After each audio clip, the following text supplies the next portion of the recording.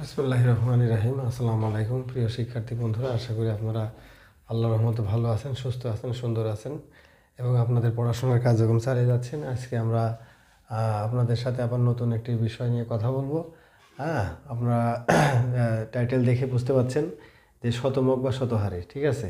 এটা হচ্ছে কি, আমরা আগের ক্লাসে আগের ক্লাসে আমরা অবিন্যস্ত ডাটা থেকে কিভাবে শতহারি নির্ণয় করতে সেই ক্লাসটা নিয়েছিলাম। আজকে আমরা বিন্যস্ত উপাত্ত থেকে বা তথ্য থেকে কিভাবে শতহারি বা শতমক ক্লাস নেওয়া যায় সেটা আমরা আজকে আপনাদের শেখাবো, ঠিক আছে।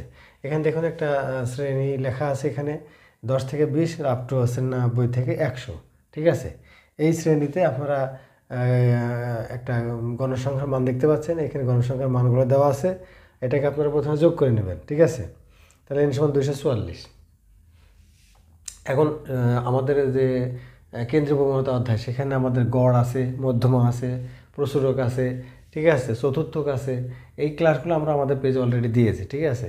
সেখানে মধ্যমা এবং চতুর্থক, ঠিক আছে, মধ্যমা, চতুর্থক এবং দশহারি এবং শতহারি, এই 4টা আইটেমের অঙ্ক করার জন্য আপনাকে এই 3টা কলামই করতে হবে। এই 2টা কলাম প্রশ্নে আপনার দেওয়া থাকবে, আপনাকে এই 3rd কলামটা আপনাকে করতে হবে, ঠিক আছে। সেটার নাম হয় ক্রমযোজিত গণসংখ্যা। ক্রমযোজিত মানে ক্রম মানে পরপর, যোজিত মানে যোগ করা, গণসংখ্যাকে পরপর যোগ করা। এটাকে আমরা ইংরেজিতে বলি হচ্ছে কমিউলেটিভ ফ্রিকোয়েন্সি, সংক্ষেপে CF, ঠিক আছে।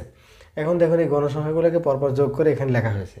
এখন ক্রমযোজিত গণসংখ্যার লাস্ট যে তথ্যটি আছে 244, এবং এই গণসংখ্যার কলামে যোগ করলেও এই মানটা 244 আসতে হবে। যদি আসে তাহলে বুঝবেন যে আপনার অঙ্ক ঠিক আছে, আর যদি দেখা যায় যদি এর মধ্যে কোনো ব্যত্যয় ঘটে তাহলে আপনাকে বুঝে নিতে হবে যে আপনার অঙ্কে কোথাও না কোথাও ভুল ভ্রান্তি অলরেডি হয়ে গেছে, ঠিক আছে। তো সেই দিক থেকে আপনাকে অবশ্যই একটু প্রথম থেকে সিনসিয়ার হতে হবে, যেন আপনার কোনো ভুল ভ্রান্তি না হয়, ঠিক আছে। এই জন্য আপনাকে কী করতে হবে, আপনার এই সংখ্যাগুলো যোগ করার সময় একটু সিনসিয়ারলি থাকবেন, ঠিক আছে।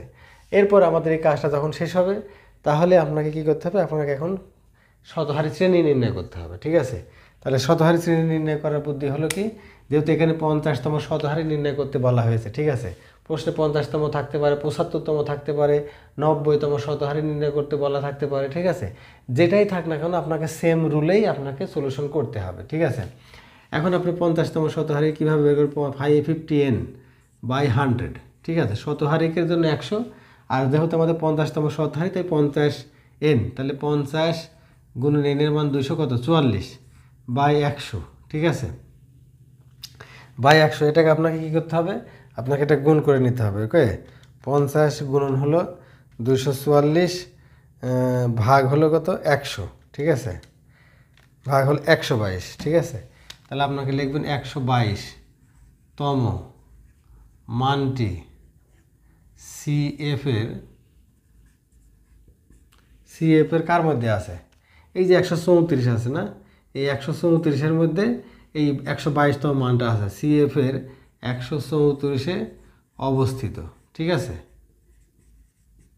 অবস্থিত। অতএব এই 134 অনুসারে আপনাদের শ্রেণী হলো কোনটা, এই যে এটা, ঠিক আছে। তাহলে এখন আমরা লিখব অতএব 50তম শতহারি শ্রেণী হলো 50 থেকে 60, ঠিক আছে। এখন আপনি কী করবেন, 50তম শতহারি লিখবেন, অতএব 50তম শতহারি P50, পার্সেন্টাইল 50, ওকে। তাহলে এখন এর ফর্মুলা হলো L50 প্লাস 50n/100, হলো কি FC, ঠিক আছে, বাই F P50 গুণন হলো C।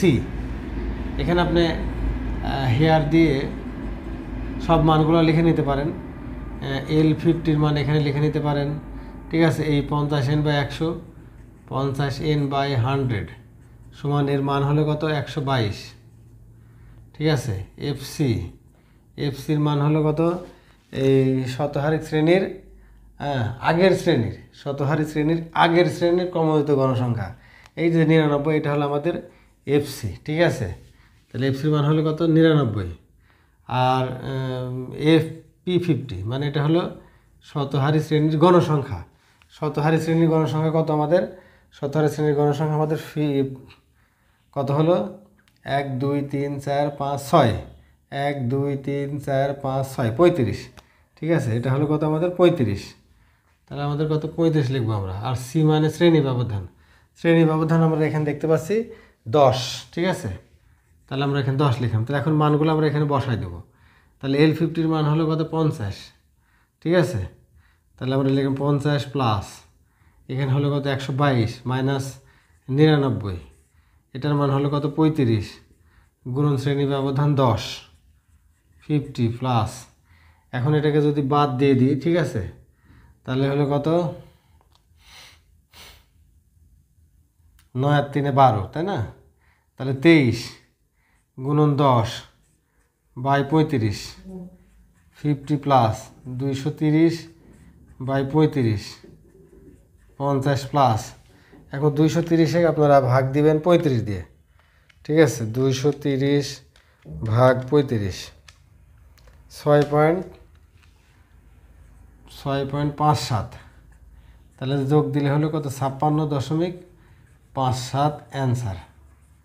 ঠিক আছে, এইভাবে আপনারা এই বিন্যস্ত তথ্য থেকে বা ডাটা থেকে আপনারা যদি শতহার নির্ণয় করতে বলা হয় তাহলে আপনারা সেম ক্যাটাগরিতে প্রসিড হবেন। ঠিক আছে, কারণ আমরা মধ্যমা নির্ণয় করার সময় ঠিক একইভাবে অগ্রসর হয়েছি, আমরা চতুর্থক নির্ণয় করার সময় আমরা এইভাবে অগ্রসর হয়েছি, আমরা দশহারি নির্ণয় করার সময় এইভাবে অগ্রসর হয়েছি, এখন শতহারি নির্ণয় করার সময় আমরা ঠিক একইভাবে অগ্রসর হচ্ছি। ঠিক আছে, তাহলে এই 4টা আইটেমের অঙ্ক কিন্তু সেম ক্যাটাগরিতেই সলিউশন করা হয়, কিন্তু জাস্ট ওখানে যখন আমরা মধ্যমা লিখবো তখন ওখানে এম লিখবো মানে মিডিয়ান, যখন আমরা চতুর্থ অঙ্ক করবো তখন আমাদের ফার্স্ট কোয়ার্টাইল এবং থার্ড কোয়ার্টাইলে মান বের করতে বলা হয়, মানে প্রথম এবং তৃতীয় চতুর্থকের মান বের করতে বলা হয়, মানে Q1 এবং Q3।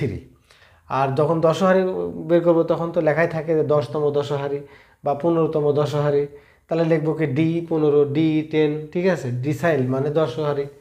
আর এখন আছে কি আমরা পার্সেন্টাইল মানে P, হ্যাঁ এই যে P। তাহলে আমরা এখন যত অঙ্ক চাইবে এখানে তত আমরা এখানে লিখবো যে 50তম শতহারি নির্ণয় করতে বলা হয়েছে, তাহলে আমরা এখানে লিখবো কি P50।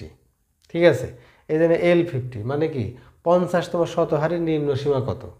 ঠিক আছে, আর এটা তো শ্রেণী বের হয়েছে FC মানে হলো কি যে শতহারি শ্রেণীর আগের শ্রেণীর ক্রমযুক্ত গণসংখ্যা, শতহারি শ্রেণীর আগের শ্রেণীর ক্রমযুক্ত গণসংখ্যা হলো FC।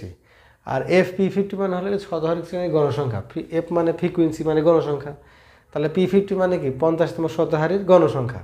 তাহলে 50তম শতহারির গণসংখ্যা হচ্ছে এটা। ঠিক আছে, এখানে লিখে দিলাম FP50 এটা, ওকে।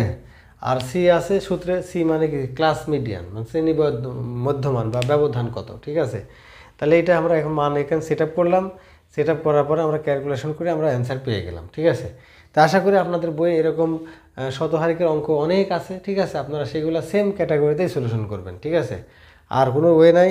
ঠিক আছে, আপনাদের পরীক্ষাতে কিন্তু এই দশহারি, শতহারি বা চতুর্থক এই 3টা অপশন থেকে একটা অঙ্ক অবশ্যই আপনি পাবেন। ঠিক আছে, এদিক থেকে গুরুত্ব বিবেচনা করে আপনার অঙ্কটা ভালোভাবে করবেন, শিখবেন।